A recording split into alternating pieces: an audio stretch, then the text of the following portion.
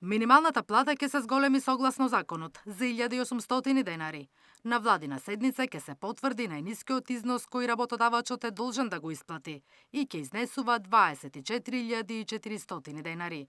Иако во законот стои дека минималецот се утврдува по претходно мислење на Социјо-економскиот совет, истиот не е закажан, затоа што владината комисија се уште не е утврдила репрезентативноста на синдикатот. Еден закон кој е во сила, каде што синдикатите и работодавачите се усогласија, подпиша на тој закон кој што е во сила и до крајот на овој месец треба да се прават пресметките и да се утврдува минималната плата.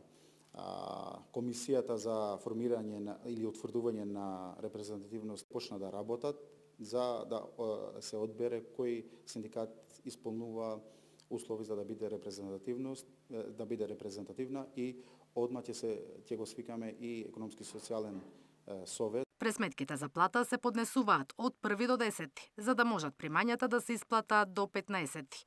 Бидејќи има уште 5 дена за фирмите да ги пратат пресметките до УЈП, а мартовската плата мора да биде повисока, се одбра вакво решение. Ако подоцна се постигне договор за повисок минималец, премиерот вели дека владата ќе го смени законот и ќе ги зголеми платите. Се надевам дека наскоро тој што ќе биде или тие што ќе бидат репрезентативни представници на работниците, заедно со работодавачите, ќе постигнат консензус. Ние рековме, тој консензус што тие ќе го постигнат, ние ќе го почитуваме. Нема проблем, ние ќе го промениме законот и ќе влеземе во дополнително нивелирање. Минималецот се утврдува во март секоја година, во висина од 50% од просечната исплатена плата во декември и 50% од порастот на трошоците за живот.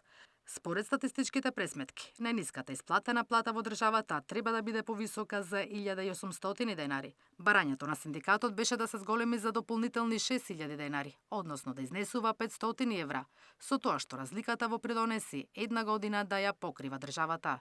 Наташа Мерсовска, Сител телевизија.